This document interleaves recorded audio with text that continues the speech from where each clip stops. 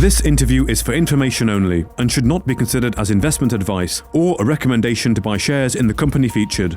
Welcome to this Stock Box interview.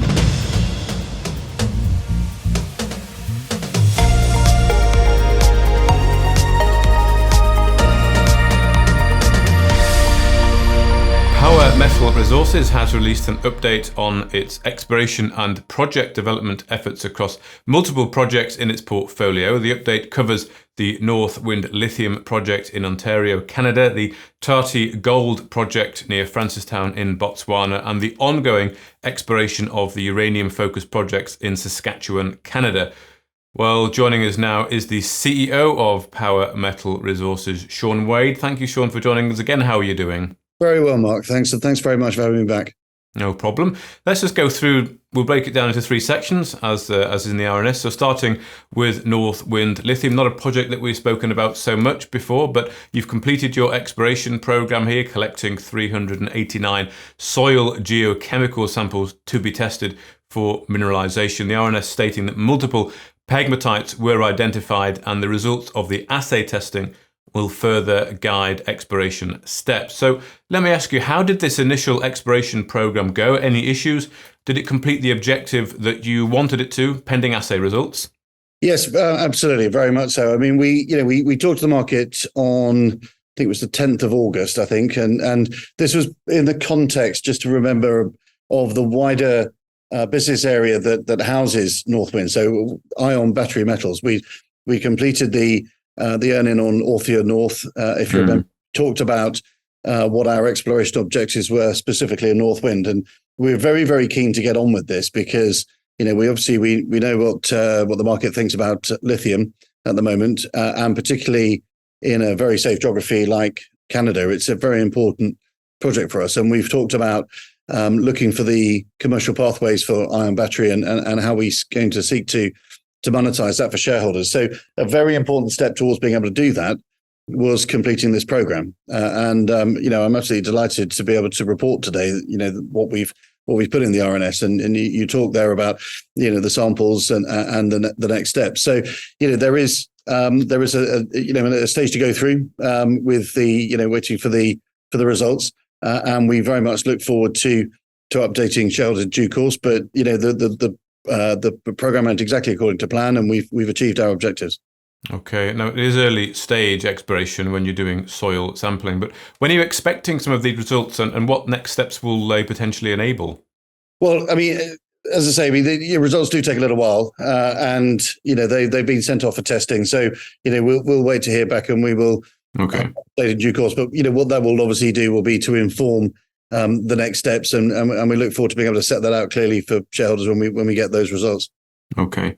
Well, moving on to Tati Gold now, and again, soil sampling has been completed across 2 grids, focusing on areas near the historical Cherished Hope gold mine. And again, these samples are currently being assayed, and results expected soon. I guess within weeks is when you might expect them to come back. Now, you were conducting infill grid samples where historic showings have looked pretty promising, but were never really followed up. So what is the objective here with this geochemical soil sampling? Is it to determine if there's something worth following up and giving more exploratory work to?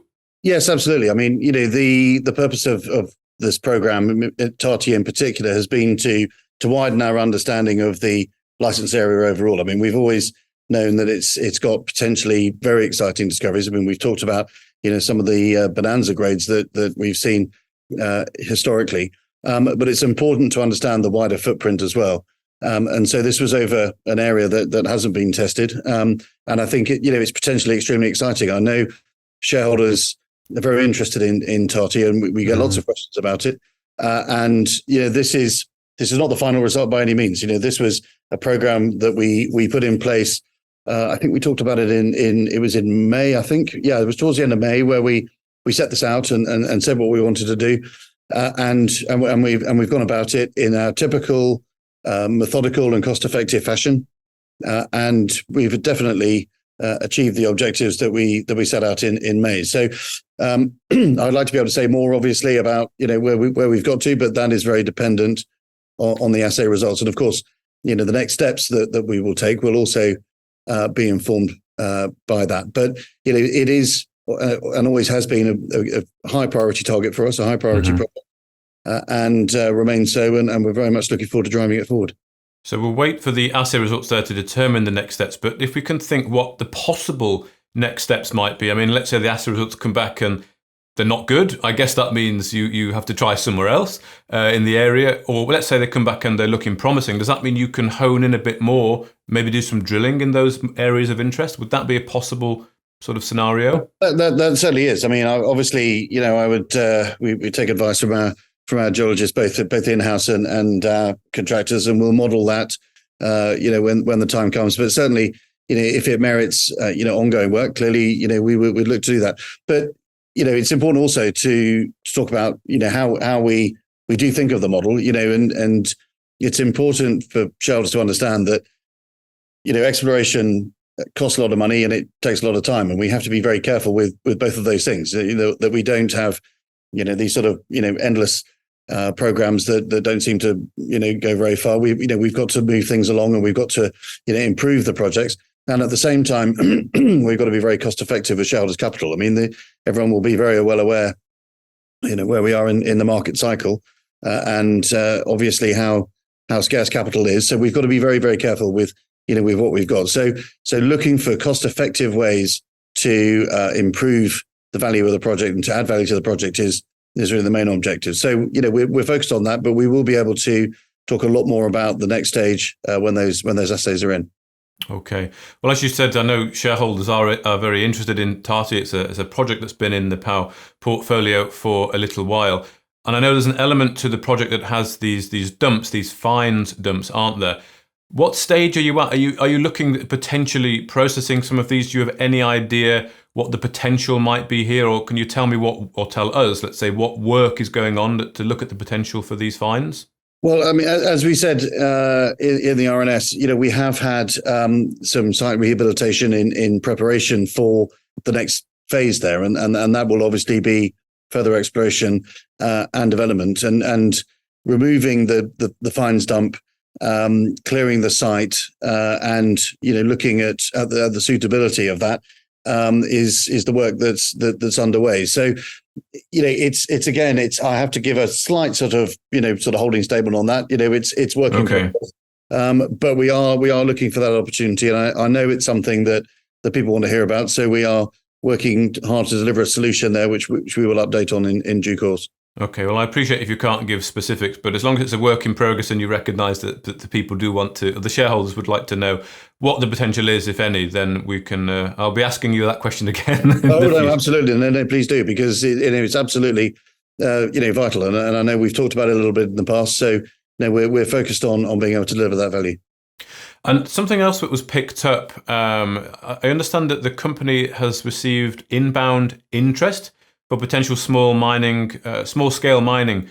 What is this inbound interest about? I mean, can you say any more on this? It's a very vague sort of line there. It is a little bit, and look, I mean, unfortunately, what we can't do at the moment is prejudice any conversations and negotiations that may be taking place there. So, again, what we're trying to indicate really in the update on Tati overall, okay, is that there are a number of avenues of value creation.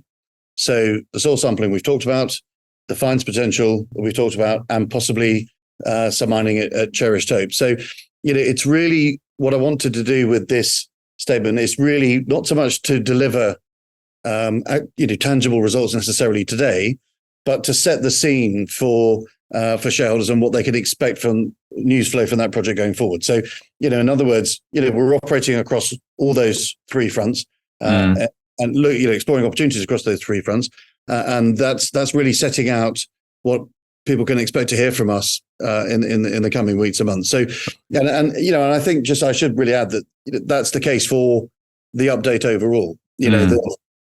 It's been very. I mean, we've just had the summer period where obviously, it's a bit quiet, and, the shares have been under pressure. The capital markets generally have been very quiet. But it's important for people to understand that despite all of that, we've been busy on the ground. Our teams have been out I'm sure we're going to come on to talk about Athabasca, but across all these 3 projects that we're discussing today, the team's been out there working, and all of the programs that we have set out earlier in the year, have been undertaken and in most of those cases very satisfactorily achieved. So, I want people to understand that we are, we're hard at work. We're looking at ways to add value, and that this statement really, gives an indication of not so much necessarily what has been achieved, but where the news flow is taking us and what people can expect to hear going forward. Okay. Well, we appreciate the state of the nation sort of statement from the company with this RNS, and it is all about crystallising, of course, with Power Metal Resources. So now we've got this line in the sand, and we go into the September business period. Then we'll look out for some more developments on each of these projects individually. But let's finish off, as you say, on Athabasca Uranium. Your exploration programs have progressed with a focus on the Reichenbach property, and work is also planned for Tate Hill, Soaring Bay, and Perch River. So could you perhaps sum up the activities with regards to the uranium side of the portfolio to date, and indeed, again, the next steps? Yeah. Well, I mean, look, first thing to say is that, I'm sure a lot of your listeners like me are extremely bullish on uranium, and we're starting to see the commodity price tick up. We're starting to hear a lot of noise in the markets about uranium opportunities. And I think everybody knows, we've got a very large footprint with 1,000 square kilometers across our entire portfolio, both in and around the Athabasca Basin. So, it's a very, very important part of the portfolio. And I think it's going to be an enormous source of value for our shareholders as we go into the recovery period in market. So it was very important that we update on this. And we've been very clear, I think, that, again, this is early stage work. It's methodical and cost effective as always. So soil sampling has been a key element to that. But we were talking about, a big area, talking about, other factors that have been important, such as availability of helicopters and all these other kind of logistical issues. Plus also there's been a very unusually bad wildfire season in the area, which has affected some of our properties. So what that means is that the work is going on nonetheless, and I think we say in the release that we pay tribute to the very hard work of our people, both our contractors and also our direct employees in those very, very challenging conditions. That's inevitably going to mean that some of the survey work, typically the airborne survey work, will probably go into the later exploration period, the autumn, and possibly even into the early winter, which actually, if you're doing airborne, is not a problem, as opposed to soil sampling, clearly, where, it's much more challenging in the winter. So there's more news to come there. But yes, as you said, we have completed that early work, Reichenbach in particular. And, again, we wait to hear what those findings are. But, we're very confident that we've got some excellent ground, some great prospectivity, and with the UEE spin out also planned for a part of the uranium portfolio, I'm convinced that we're going to be able to add a tremendous amount of value there. So it's a very, very exciting asset for us, or collection of assets, and one of our key commodities.